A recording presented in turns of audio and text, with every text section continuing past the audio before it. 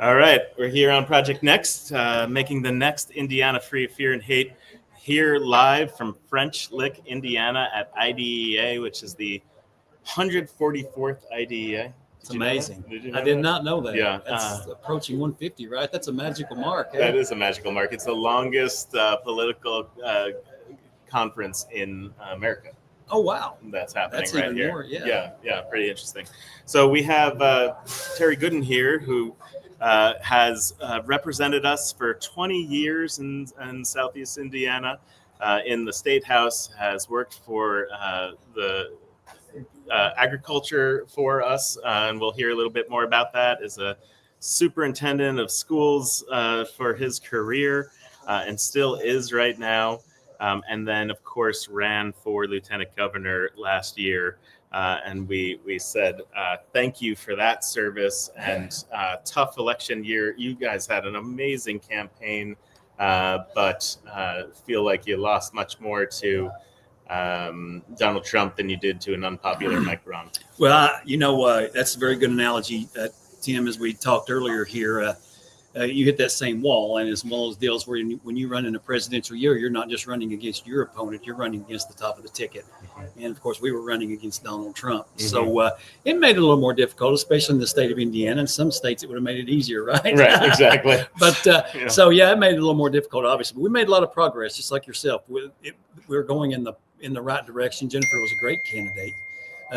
And we made a lot of good points. And I'm excited about the direction that we're all headed. Mm-hmm. Yeah. And let me say, from a personal level, thank you for how much support and tutelage and, you gave me, and you and Jennifer both, showing up to events, constantly just being everywhere, trying to really hear from people what they cared about, so that you can bring that back to your platform. And you were everywhere, and thank you. Well, it's the same here. We appreciate those opportunities, and that's the way you have to do. And to win elections is what you've got to do, and you got to partner, you got to work together. And unfortunately, our government doesn't work together like that, right? So if we did, we would not have the problems we're having now. But, That's right. Yeah, we did work together very well, and those people don't know Tim Peck. He's a nice guy. He's easy to get along with, right? So it just made it kind of easy to work when you're a nice guy, and it makes it a lot easier when you have the same beliefs and hold those beliefs strongly. So. And so you represented my area of the state for 20 years, and we talked a little bit, and I'd love to hear about that journey, but also talking about it in the couching it in the terms of voter suppression going on. And right now it's in the news about gerrymandering. Right. And the congressional maps of Indiana may not be the worst gerrymandered in comparison to other states, but still, we only have 2 of 7 Democrats, 7 Republicans in Washington here, yet we have 40-60 voting. So that doesn't quite add up. That by definition feels like gerrymandering. However, they're trying to make it a bit worse right now. But the state rep maps and state Senate maps have gone through the gerrymandering process pretty badly in Indiana already.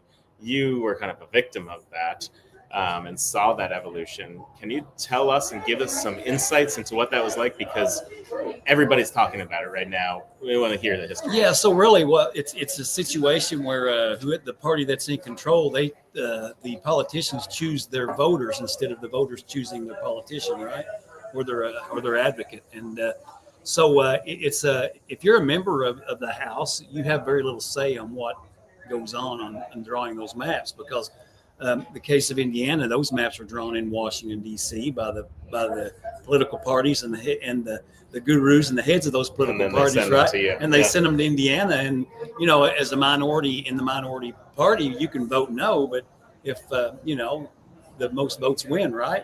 Just like in an election. So what happens is you can vote no against those maps, but at the end of the day, the ruling party prevails and they move forward. And those folks who don't know how this works, it truly is. It truly is. And whoever coined this phrase, it was very observant. It truly is the voter or the politicians picking their voters. But what they do is they go through and they look at Democrat-leaning areas or Republican-leaning areas. They take certain formulas and they put those through the computer, crunch those on how they think someone is likely to vote, and then it spits out what those maps would look like. And of course, the Republicans spit out maps that's going to provide more Republican districts, right? So it sounds simple in a way, and it sounds complicated in a way. It's like how they do that. Oh, really? But yeah, it's a bunch of consultants sitting in some rooms in DC. Literally it is. It's a dark room with a cigar smoke and all that you hear about. And that's exactly what it is. And it's too bad. I was really disappointed. There was some really bad Supreme Court cases that were heard in the last couple of years. And one of those was the Supreme Court case that dealt with gerrymandering. And where the Supreme Court said they was not going to listen and hear that case. And it was too bad because that, in a sense, that case itself had probably the biggest impact on the future of America than any of the other cases heard in the last decade. Right. Yeah. So what Terry's talking about is the argument that gerrymandering seems pretty clear that you can't gerrymander along racial lines, and that is protected by the Constitution and law right now in Voting Act of 1964. But there are nothing to say necessarily in the law, or maybe nothing to say that you can't gerrymander along political lines. Right. So you can draw the map any which way you want along political. Say, I want all the Republicans or I want all the Democrats in this area. And so that's a thin line it really is, Doc. And here's the situation is the fact that, what's that matter? Well, here's what matters, because if you're in a district that is leaning Republican very heavily, we all ran track before or watched a track meet, right? So in essence, what that means is you as the Democrat are starting out at the starting line, right? But if you're running around the track one time, depending on what the percentage is on how that district leans, that Republican could be running from almost the half the track start when the race starts. When it starts, yeah. Yeah, so you have to make up, as the Democrat, you have to make up that half of that track to catch them before they get across the finish line, right? So really, if you look at that, it's unfair. Yeah, totally unfair. Yeah, no doubt about it. Yeah, my prediction here is that these consultants who are putting these maps together across the country right now, if Republicans find out that they could get one or two more seats if all of the states just all of a sudden topple and gerrymander, they'll do it. Absolutely, absolutely. And what's really frustrating is the fact that is the blatant arrogancy of the Republican Party and then of the president by just saying, hey, I know we're going to do bad in this next election, so we need to go out here and rig these maps so we don't do bad. It's tough. It's a hard thing to. It's seems like a pretty bipartisan or even nonpartisan message. Like, what are we doing here? We're just going to keep dividing people and invalidate people's votes. And so lots of ways invalidating people's votes, including straight party ticket voting, which gets into, I think, you all ran against Trump, not Braun, right? People went in there, voted for Trump, hit the R button and left. Right. Even though your opponent wasn't that great. Well, I think the results of that race, unfortunately, the state of Indiana now is living through, right? Yeah. And you've seen cuts in education. You're going to see cuts in healthcare. You see cuts in childcare. You saw the elimination of the early childhood program, right? On the way PK. So all of that stuff's coming to fruition. And unfortunately, those programs are what help the working poor, those families that worked very hard, didn't necessarily make a lot of money, but these programs are in place to allow the mom to go to work or the dad to go to work or whoever that is. Now that those programs are eliminated, those folks are going to have to stay home. I say have to, but they're going to be staying home now because they can't afford to go to work and pay child care, right? So the situation is it's just those, I'm saying unintended intentions, but those folks, they were told they're going to happen. So I guess they're not unintended conditions, right? Yeah. So they were intentional. And I don't understand why or how someone can do, or fellow human being or fellow Hoosier that way. It just doesn't make sense. And, I grew up where you tried to do things that lifts everyone up, not just a few, right? Yeah. You don't beat people down and try to lift others up. And you had a pretty bipartisan reputation when you were in state house. How is politics changed, and since you were in power, Well, 2000 is when you were first elected. Yeah, 2000. So really, it's changed an eon. I mean, it really has. It's changed dramatically. And what we have now is the days when I first got elected, up into the days when I no longer served. Is when I first got elected, you worked together on every bill. I mean, there was literally no bill other than the state budget that I didn't work with another Republican. And we were, the Democrats were majority. Yeah. A lot of those years. And Most of those years. With the Republicans on we worked with them. We sat down. We worked through projects and ideas because we wanted the state of Indiana to be able to move forward, right? We wanted to do what was best for Hoosiers. And just that detail there, you said, except for the state budget. So the budget is controlled by the controlling party. Mm-hmm. Okay. Yeah. And there's a caveat to that, though, because the Senate was controlled by the Republicans. Okay. So once we sent the Democrat budget there, then so it was really a good balance. Mm-hmm. I mean, it really was. So we didn't get everything we wanted. They didn't get everything they wanted. But at the end of the day, we got what we needed, right? Right. So, but as time went on and my tenure at the State House grew, it's almost like, for whatever reason, those relationships started just kind of fading or breaking away. And some folks say it's because of it's the very nature of elections now, that they're so vile and they're so mean that once somebody gets elected, if they win and they go to the State House, well, everything that's been thrown at them, they've got a chip on their shoulder almost. Yeah. It's like, man, you guys call me everything in the world and all this and that, and poke my eyes and kick me in the shins, and you expect me to be your friend, kind of thing, right? Yeah, it's hard. It's difficult. So, there's a multitude of reasons why that's happened, but I think probably the most dramatic and the most historical fact or statement that's ever been said about politics was with Tip O'Neill and Ronald Reagan, right? Where they both would go out and they could be just shoot arrows at each other in the hallway, right, or on the floor. But when they got out after that, they were friends, right? Sure. And then Tip O'Neill is the person that said all politics are local. Right. But I don't think that's the case anymore, Tim. I don't think all politics are local anymore. Mm-hmm. I think, as a matter of fact, that tide has shifted, and I think all politics are national. Well, let's talk about this. So, and we've seen this trend in the GOP almost as a policy to not show up in district, right? To not show up and do community meetings or town halls, not do debates. I let people know this. I've never met Aaron Houchin. Right.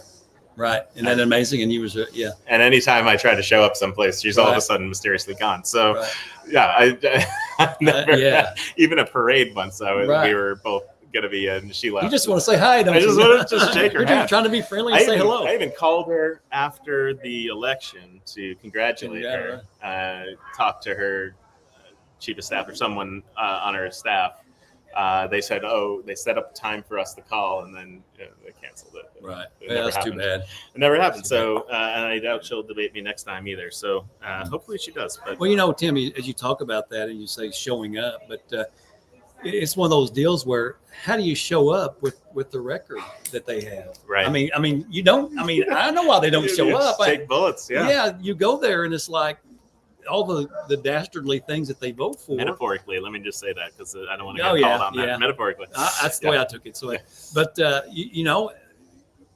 if I knew I was going to get beat up, I'm not going to go to a fight, right? Yeah. So It's like, so they can't show up because they're embarrassed or they're ashamed to show up for what they voted for and what they stood for and how they worked against. I really respect the Republicans that are showing up and having town halls and things right now. It's hard to be in those town halls right now. It really is. Tim, and being in the seat there where I voted yes and I voted no on different ideas and thoughts, but I always wanted to face the voters because there was always a reason I voted a certain way, and I could explain that. And here's why I voted that way. You may agree with me or you may disagree, but here's why I voted for that. But they also knew that, as you said earlier, that I had a pretty bipartisan record, right? Mm-hmm. So they knew that at the end of the day, I was going to do what I thought was best for Hoosiers, and that's the most important part. Let's talk about agriculture a little bit here. You held a position in the administration for the USDA, is that yes, right? United States Department of Agriculture.